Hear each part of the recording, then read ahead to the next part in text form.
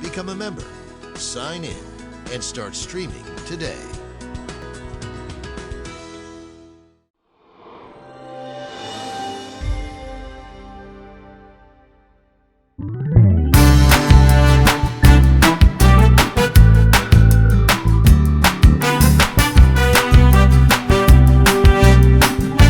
Hi everybody, welcome to the August 7th, 2020 edition of Colorado Inside Out. I'm your host, Dominic Duzzutti. Thank you so much for joining us. I want to begin the program by tackling a very important issue that came up last week. For 28 years, we've been very proud to be the kind of program that provides thoughtful discussion about the issues in Colorado. We also take pride in being more thoughtful and, frankly, more polite than the kinds of programs that you see on cable channels. But last week we failed to do that. There were comments said on this show last week that did not live up to our standard. David said that he wondered about what could be achieved with future protests regarding the death of Elijah McClain unless the mob of people were getting together to lynch police officers. Later, he called NBA players the real puppets of the slave master.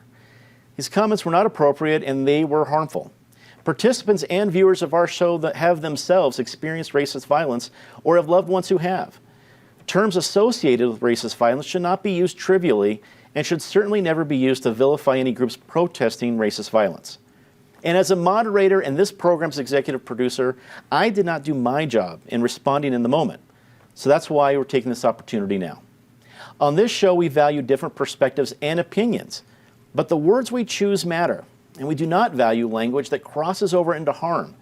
We are taking steps to hold our panelists and ourselves accountable to maintaining healthy debate and dialogue. We talk on this program about how easy it is to go to our perspective ideological corners and simply say that anything said by someone we disagree with is wrong and anything said by someone we agree with is right. I am sure that some will look at this situation through that same lens. That's not how I see it. I think this program stands for productive conversation between people who may or may not agree. But that conversation must be respectful in order to be productive. The words we choose to say matter. To assume otherwise is foolish and frankly wrong. So where do we go from here? First, I'm going to do my job better, and so will all of our panelists. I've asked David not to be on the show this week and next, but he is invited to be back in 2 weeks. I wanted to make a distinct point from where we were and where we are going. And I want to make this commitment to all of you, our viewers. We're going to do our jobs better. You, our audience, deserve nothing less. You give us the privilege and honor of sharing 30 minutes of your time with us every week. We need to honor that by doing our best. And I am here to say that we will. Okay, with that said, let's get to our program. Topic 1, Aurora police made national headlines this week. Officers pulled over a black adult driver and 4 black children passengers, allegedly for suspicion of driving a stolen vehicle. The officers made the 4 children, ranging in ages from 6 to 17, lay face down on the asphalt, handcuffing 2 of them. Newly confirmed, Aurora Police Chief Vanessa Wilson apologized to the family and said the city will pay for the children's therapy.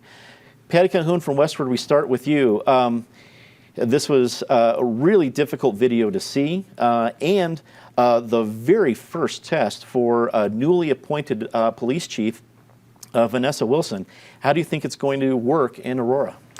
Well, Vanessa Wilson has been the interim chief for 7 months, so she has had some time to realize just how much trouble she's in that city. But it is impossible to beat the visuals of little girls, including one with a crown on. They're on their way to get a manicure party lying on the asphalt. So she came forward fast. That was good. She dealt with it. I think she has the strength of will to do what needs to be done there. The question is, can you turn that police department around? I'm talking about turning the police department around. We talked about Elijah McClain last week. We have a cover story this week by Alan Prendergast talking about so many of the problems that were made there.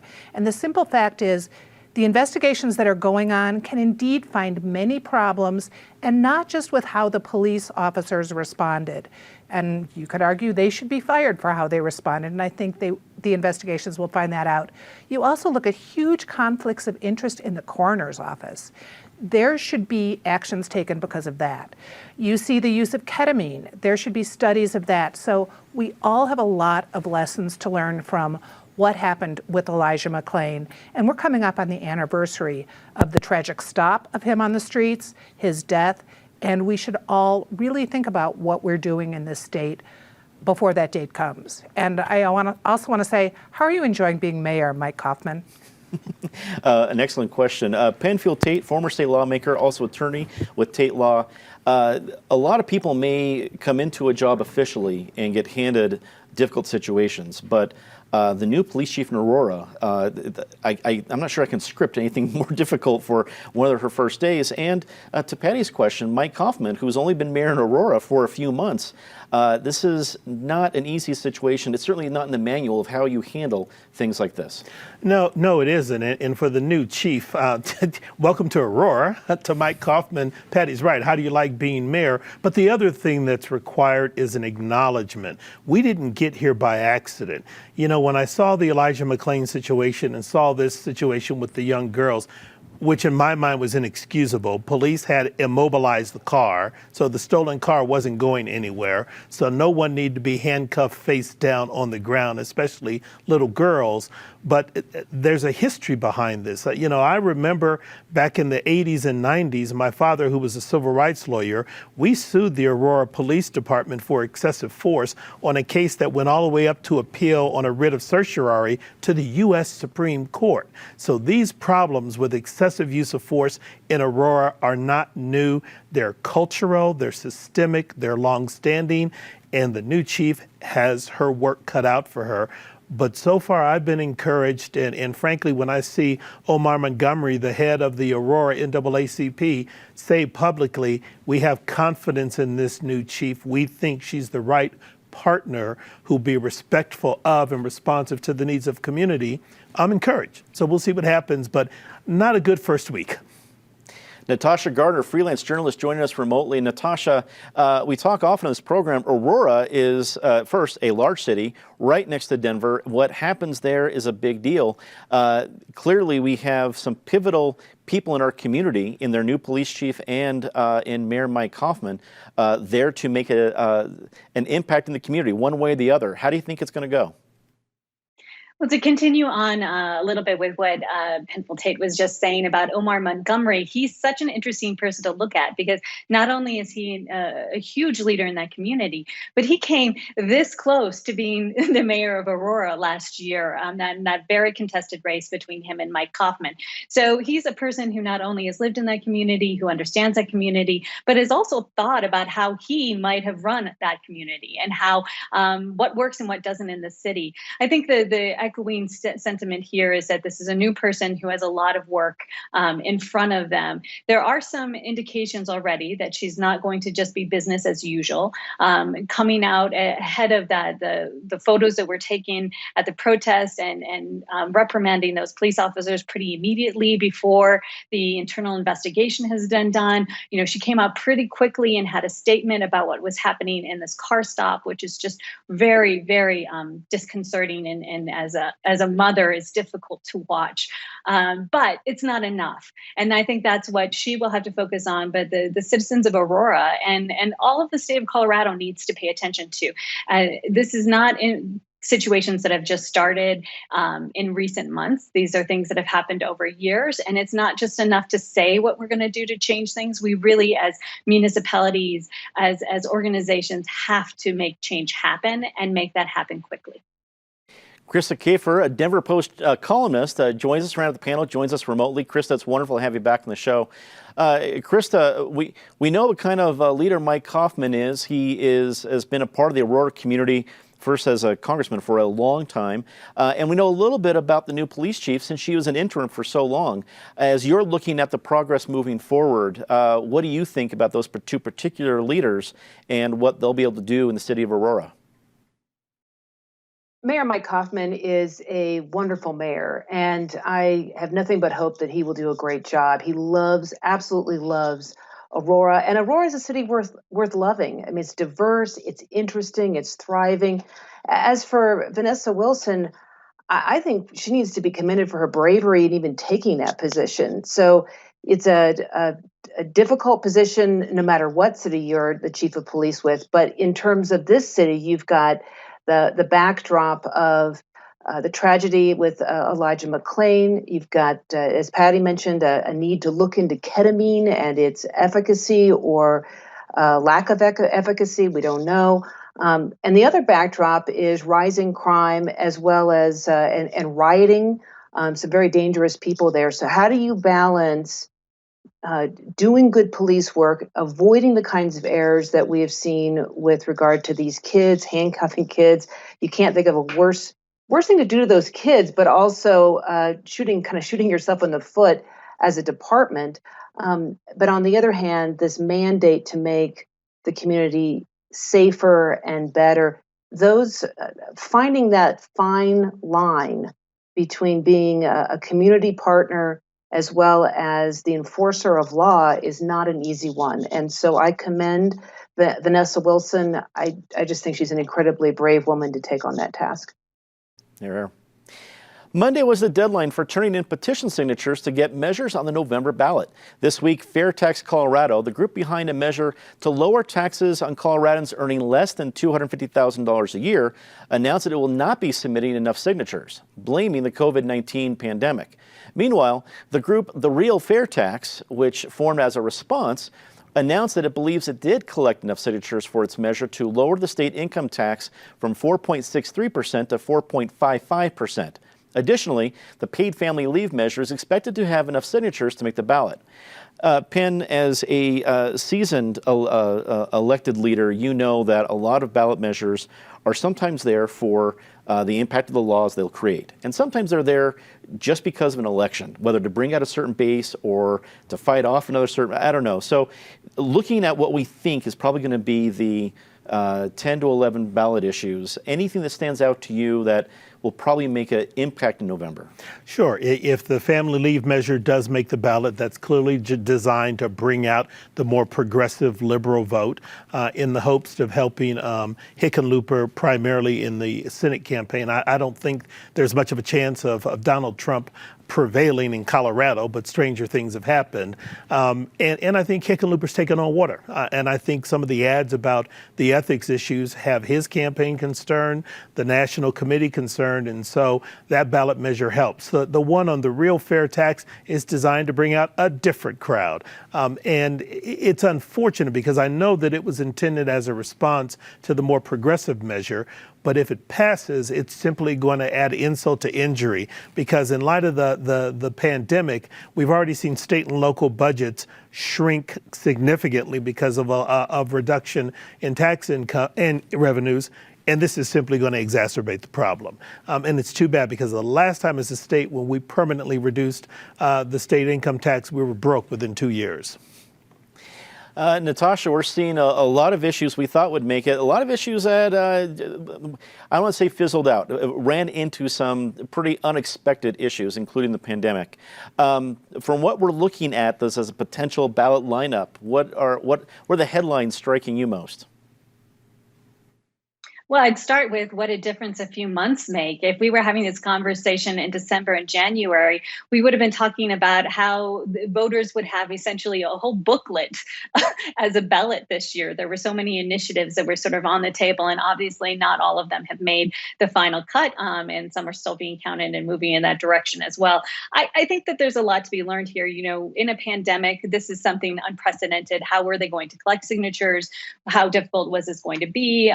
Governor Polis tried to make some adjustments to allow for some collection by email and by mail, and the Colorado Supreme Court said, no, that's not going to work. So people tried in whatever way they could. It's interesting to see what drew people out to still put their signature on initiatives, although that I don't think will be a direct correlation to what overall voters decide. I do want to call out, though, not on a statewide level, but on a local level, there are some interesting things that people can do to collect signatures in this time. And specifically talking about the efforts to rename the park to La Raza Park in Denver here, they actually had souvenir pens. So people had one-time use. They took the pen home with them so that there was no concerns about sharing of pens. And then they have a souvenir to say that they were part of an effort to change the name of this park. Krista, there's an awful lot of ballot issues. I mean, Colorado is known for, I think Colorado and Oregon are the two states that really always have a healthy amount of ballot issues. From what you could see that we think will make the final ballot, anything standing out to you that will impact the election, whether bringing out bases or just simply as a law that will make headlines? I'm excited about this next election. There's a couple of ballot initiatives that I think are great ideas. So you've got an initiative to give Colorado voters a voice on the fees that we pay. Sometimes, I'm not going to name names here, but sometimes lawmakers will have an idea about putting a new tax in place, but rather than calling it a tax, they call it a fee. And so I'm excited that voters will actually have a chance to vote on those fees, to actually have control over that, to kind of eliminate that sleight of hand that some lawmakers have been doing. And I also think that a reduction in income taxes might be a good thing. We're in an economic downturn. Letting people have more of their own money to spend is certainly a great, probably the best stimulus plan you can have. People will spend that money. People will use it to improve their lives. And then, of course, that will have effects for the economy. The one I am the most excited about is an initiative to end the tragedy of late-term abortion. And I was actually part of getting those signatures. And we had the challenge of getting signatures right after the end of the shutdown. And so when people weren't getting out, and a lot of creativity there. No awesome pens. That's a great idea. But I remember I drove, I took a 16-hour drive and drove all around the western part of the state, picking up petitions from rural communities. And it was exciting, and I think it shows that there's a great bipartisan commitment to ending late-term abortion, and so I'm excited about that. And I'm excited about the idea of doing something bipartisan. We are in a highly partisan time. These other initiatives, whether it's fees or taxes, family leave, and so forth, tend to be somewhat partisan. So to be able to be involved with other people who just say, hey, we can't do this. The late-term abortion is way too extreme. So being shoulder to shoulder with Democrats and Republicans, libertarians and others is a great experience in this very partisan age. Patty, wrap it up for us. Lots of ballot measures that we'll be likely talking about for several weeks to come. Well, first I have to point out to Krista that we have an amazing pen already at the table. And Krista, Well although said. I truly appreciate your efforts on that, I have to disagree with you very politely. I'm not for that ballot measure. I hope it goes down. But it will bring out a lot of voters, and I think that's always good. The more voters, the better. We've got the wolf ballot measure, which will also bring people out. But I want to take a brief tangent, which is this is why mail-in voting for Colorado works so well. Who wants to go to the ballot box, even in a non-pandemic era, and read through all these measures that, at least we're not going to have two fair tax ballot measures, but they get so confusing. To be able to sit at your home and actually read over the ballot and decide what things mean and maybe look them up, we're a more informed electorate, and I wish President Donald Trump realized how well it's worked here in Colorado. Senator Cory Gardner secured a major victory this week when President Trump signed the Great American Outdoors Act. Gardner was a co-sponsor of the bipartisan legislation which fully funds the Land and Water Conservation Fund and addresses the maintenance backlog at national parks. Gardner faces a tougher road ahead in the coming weeks at confirmation hearings for the acting director of the Bureau of Land Management, William Perry Pendley. Natasha, we start with you on this one. A good week for Gardner. He was not the only Colorado politician, elected leader, involved in this bill, but certainly got the headlines and was at the act signing ceremony into law with President Trump. A good boost for Cory Gardner. Yes, I think you're right.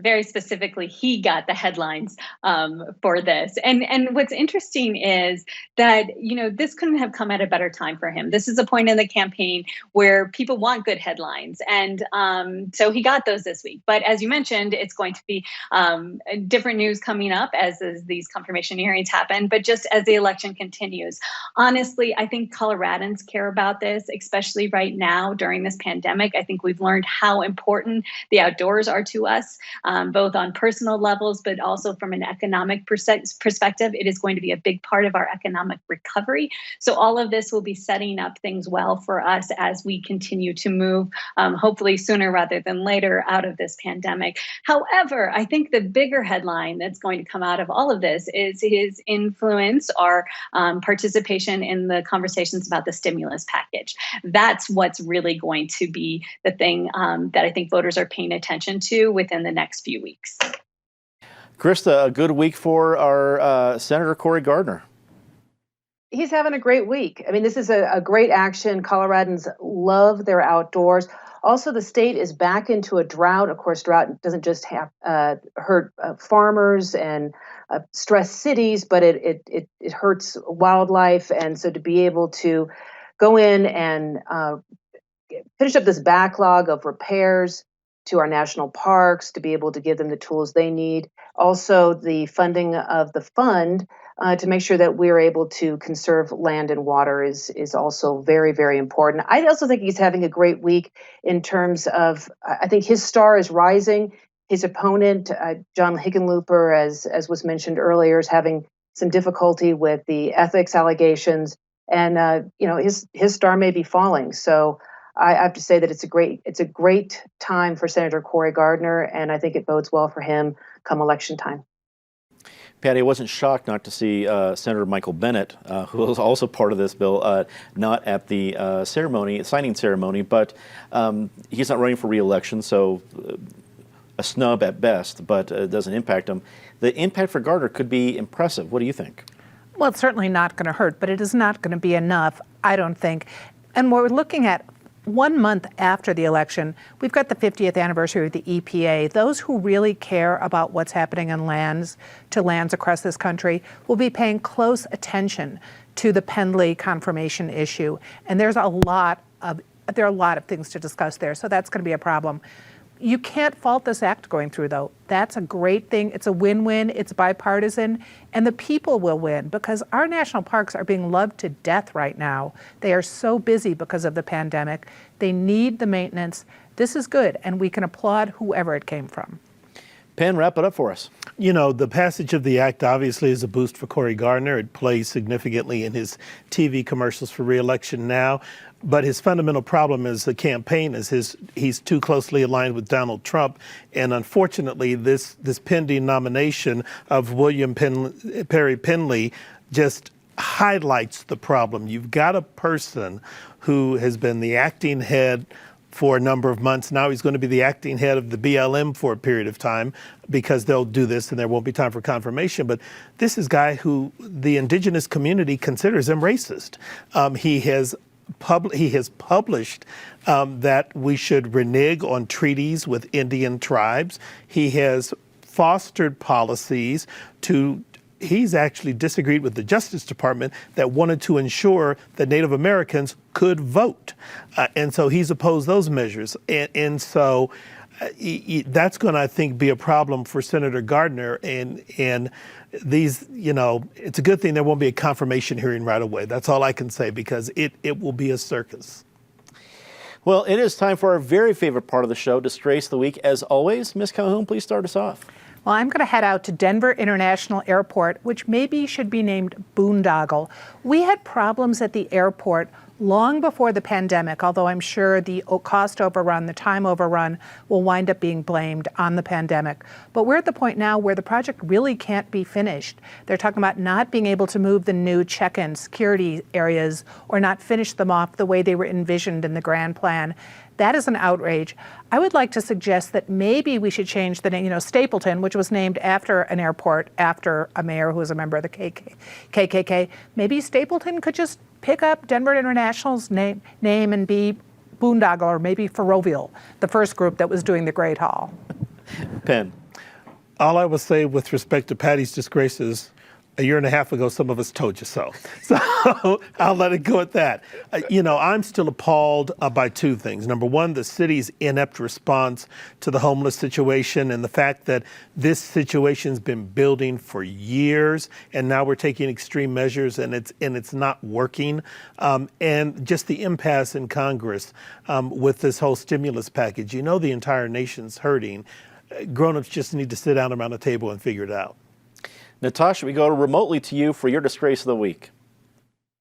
Well, I could just say 2020 in general, but in a year that has brought so much pain and suffering, and unfortunately death as well, the news this week of the loss of life out of Beirut, even as we're taping this morning, there was a plane crash in India. It's just the scope of devastation has been, of course, difficult and sad for anyone to watch. That video out of Lebanon was worse than movie special effects. You only hope that it was, but it wasn't, sadly. Krista. You know what? I'm going to give it to the Colorado Teachers Union, Colorado Springs Teachers Union. They had I'm going to call it a rally, the Watch Us Sign Our Will rally to protest the returning of school. And I realize that some people are nervous. I'm returning to the classroom in a couple of weeks. I'm a college instructor. And there is some trepidation there. But I feel like that particular rally and the way it was done is a slap in the face to teachers, parents, students, and of course, all of those workers who've been working all along, nurses, bus drivers, and all kinds of workers who have been with the public, working in the public, and have not complained. Time to say something nice about somebody. Patty. Well, Dominic, I'm going to say something nice about your statement at the start of this show. As someone who has to wrangle a lot of very different voices every day and take responsibility for whatever nutty things they say at Westward, I know how hard that can be.